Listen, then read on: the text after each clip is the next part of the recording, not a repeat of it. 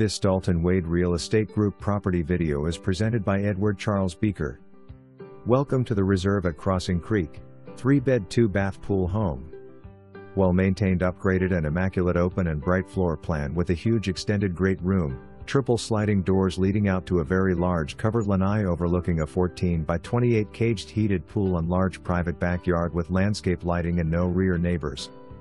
Crown molding and plantation shutters add to the finish of this spacious home. Master bedroom with ensuite and walk-in closet. Vinyl plank floors throughout the home. The kitchen has upgraded 42 inches cabinets with under-cabinet lighting, a large granite island with single stainless deep sink and all appliances are upgrades. Extra large laundry room with sink. The garage is a 2-car with extended golf cart or storage area. The paver driveway was expanded 4 feet wider for spacious parking, and an additional paver side patio great for grilling and entertaining was added. In-wall pest control system, extra west-facing wall insulation. This community has the best of location and no CDD fees.